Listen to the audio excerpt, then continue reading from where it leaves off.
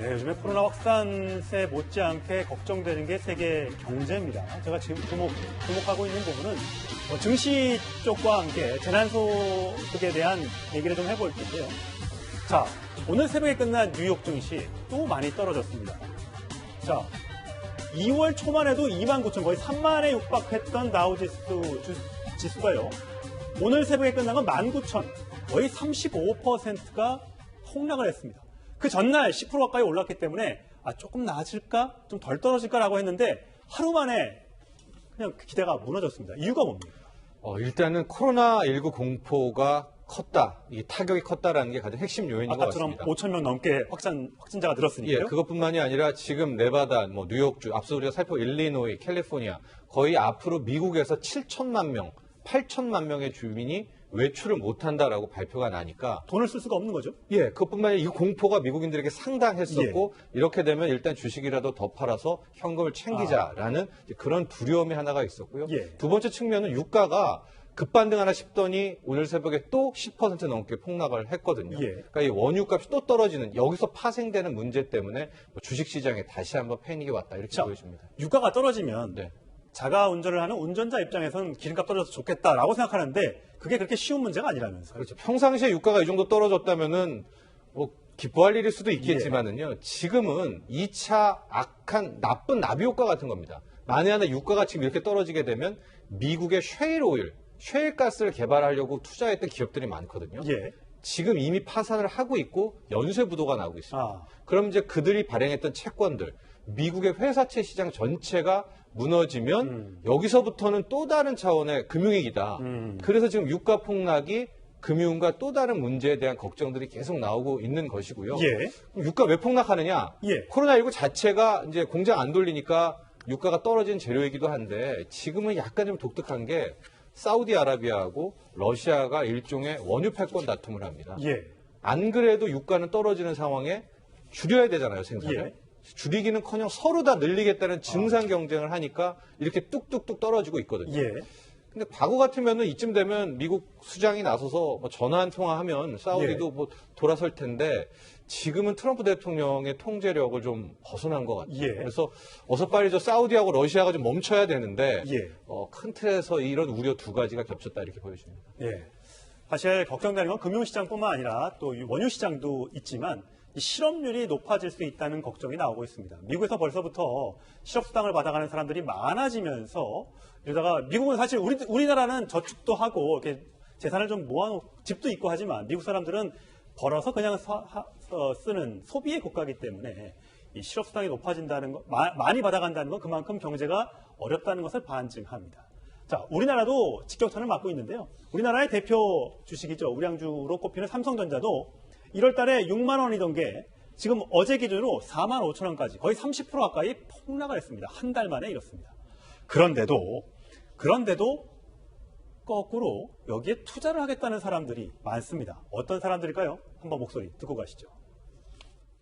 생활비를 제외하고 남는 금액은 거의 다 100% 투자를 하고 있어요. 절대로 망할 것 같지 않은 삼성전자나 큰 대기업 위주로 어느 순간 반등을 엄청나게 할 것 같다라는 생각이 들어서 걱정이 사실 되지는 않고 이 시기에 조금 더 많이 투자를 하고 싶은데 부동산 투자를 하기에는 모아둔들이 그만큼 없으니까 주식 같은 건 제가 예측하고 할 수 있으니까 어느 정도.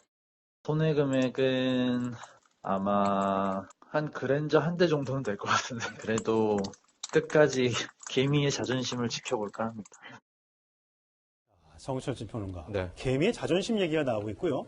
주가는 예측할 수 있으니까 등등의 젊은 사람들의 위주에 저희가 인터뷰를 해봤습니다만 이런 반응들인데 이거 어떻게 보세요? 그러니까 지금 개인 투자자가 온몸으로 주가를 방어하고 있는 거는 맞습니다. 그러니까 코로나19 1월 말부터 현재까지 외국인들이 거의 한 15조 원 넘게 16조 원 가까이 팔고 있거든요. 정말 엄청난 양이죠. 근데 이 중에서 한 14조 원 정도는 개인 투자자들이 다 받아내고 있어서 과연 개인 투자자들이 누구냐 하고 왜 이걸 끝까지 받아내느냐 이걸 좀 취재를 해보면은요. 앞서는 20, 30대로 파악이 됐었는데 20, 30대뿐만이 아니라 또 오히려 60대 이상에서 새롭게 큰 돈을 가지고 들어오는 지금 두 층을 볼 수가 예. 있거든요. 예. 이제 그들은 뭘 사느냐? 거의 삼성전자하고 SK 하이닉스 이제 두 개를 사게 되는데 왜 이렇게 패닉에도 보통은요 이렇게 패닉이 나오면 주가가 막 떨어지면 팔게 돼 있거든요. 그렇죠. 근데 안 팝니다. 어. 오히려 더 빚을 내서 들어오는 건데 분석을 조심스럽게 좀 해보면 20, 30대는 과거에 2008년 세계 금융위기라든가 IMF를 못 겪어본 예. 세대 아니겠습니까? 예. 게다가 최근에 한 5, 6년간 보면 삼성전자 같은 경우에는 한 번도 배신을 한 적이 없어요. 주가가 떨어졌을 때 삼성전자를 사고 한 1, 2년 혹은 2, 3년 있으면은 뭐 50%, 60%의 이 보상을 줬단 말이죠. 예. 그걸 바라고 들어오는 한 부류가 있고 또 하나는 이게 약간 더 뭐 중요한 포인트인데 60대 이상에서 상당히 큰 자금을 가지고 들어옵니다. 그럼 이들은 누구냐? 과거에 주식은 안 해봤지만 부동산을 가지고 성공했던 경험이 있는 이제 새로운 투자자들이거든요. 근데 부동산 같은 경우가 등락은 있지만 5년에서 10년 버텼으면은 항상 대폭등으로 부가 돌아오지 않았었습니까? 예. 그래서 이 60대 이상, 특히 또 최근에 이런 유튜브 같은 곳에서 굉장히 뭐 삼성전자 하이닉스의 뭐 절호의 기회와 같다 이런 방송들이 많거든요. 이제 그걸 보고 무차별적으로 이제 받아내고 있는 그런 형국인데 만에 하나 여기서 승리하면 좋겠지만 예. 문제가 더 커져서 뭐 이게 된다면 약간 위태로울 수가 있기 때문에 예. 항상 위험 관리의 부분은 꼭 신경 써야 될 것이라고 보여집니다. 제가 뭐 기자 생활 한 20년 하는 동안 제 주위에서 주식해서 돈 벌었다는 사람은 열에 한 명도 안 될 것 같습니다. 그렇게만큼 굉장히 위험할 수 있다는 점 명심하시고 절대 빚내서 투자하는 점만큼은 반드시 하지 않으셔야 될 겁니다. 왜냐하면 빚을 내서 하다 보면 급해지고 거기서 또 반대 매매가 이루어져서 손실률이 더 커질 수 있기 때문에 이 점 주의가 필요하다는 점 미리 말씀을 드리겠습니다. 자, 그래서일까요? 금융시장도 이렇게 어렵고 실물 경기도 잘 돌아가지 않다 보니까 정부가 돈을 쏟아붓겠다고 나서고 있습니다. 처음부터 한 건 아니고요. 지방자치단체장의 입에서 이런 소리가 나오기 시작했었습니다. 들어보시겠습니다. 국민 1인당 재난기본소득을 다시 한번 중앙정부와 정치권에 요청합니다. 전례 없는 비상시기에는 전례 없는 비상대책이 필요합니다. 지금까지 해왔던 정책의 확장으로는 효과적 대처가 불가능합니다. 중위소득 이하 전 가구에 60만 원을 지역사랑 상품권이라든지 또는 선물 카드로 지급하는 방안이었습니다. 기존의 복지제도의 지원 대상자를 제외한 800만 가구가 포함될 것이라고 예측했습니다. 네, 이재명 경기지사와 박원순 서울시장의 재난소득, 기본소득 등등이 방법이 좀 다릅니다. 이재명 지사 같은 경우는 모두한테 다 주자라는 얘기고 박원순 시장은 선별적으로 어려운 사람들에게만 주자 이렇게 얘기하고 있는데 오늘 정세균 총리가 어떻게 얘기했냐면요.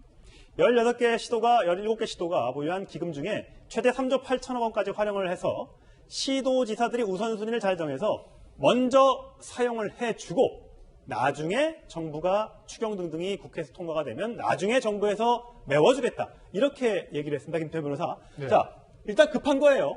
국회를 기다릴 시간이 없는 것 같습니다. 그러니까 쉽게 말씀드리면 국비가 나가면 이제 국회에 문제가 있으니까. 그렇습니다. 그러니 아마 이제 시도지사에서 광역자치단체에서 보유하고 있는 기금으로 일단 선집행을 하고 그걸 이제 얘기하는 것 같습니다. 그러니까 일단 뭐 지금 서울시도 그렇고 경기도도 그렇고 뭐 기초자치단체에서는 전라북도 이제 전주에서 시행한다는 거 아니겠습니까?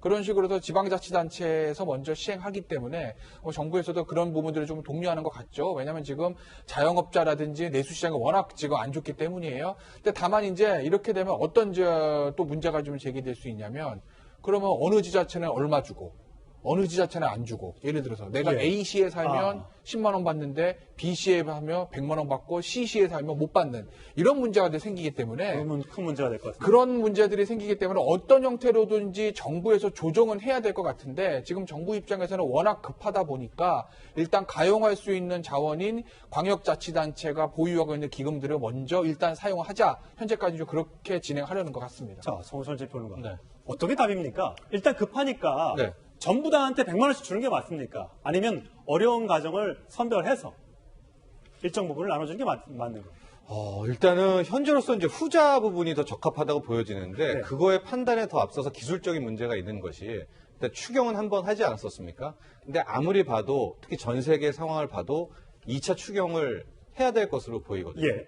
근데 이제 2차 추경을 하는 문제, 그다음에 지금 지자체들이 각각 또 지원하는 문제, 이미 앞서 뭐 소비 쿠폰 민생안정대책과 추경을 통해서 지원 나간 것들 문제에 따르면 중복성의 문제가 있잖아요. 예.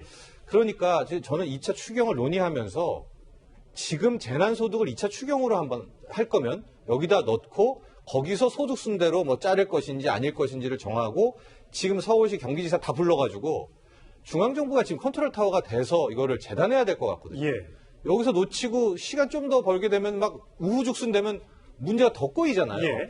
그러니까 여기서부터는 지금 청와대가 좀 나서서 예. 전체 지자체장과 함께 저 문제를 조율하고 예. 2차 추경을 지금 고민하고 있다면 정부 예. 당국자가 불러서 재난소득을 이번에 2차 추경으로 넣자. 예. 이걸 한번 빨리 정해야 될 것 예. 같습니다. 네. 최준봉 교수님, 이름 붙이는 것도 굉장히 중요한데 그렇죠. 기본소득이냐 예. 아니면 재난수당이냐 예.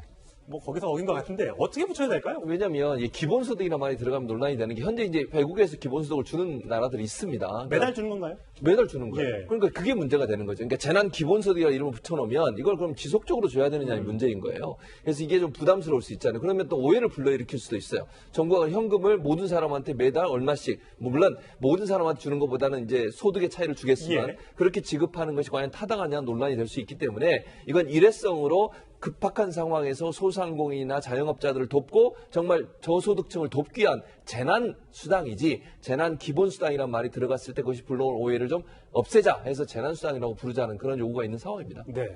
과연 어떻게 결정이 될지는 모르겠습니다만 굉장히 경제가 어려운 상황입니다. 빨리 결정을 해서 신속하게 집행하는 것이 얼어붙은 경제를 조금이나마 회복시킬 수 있는 방법이 될 것 같습니다.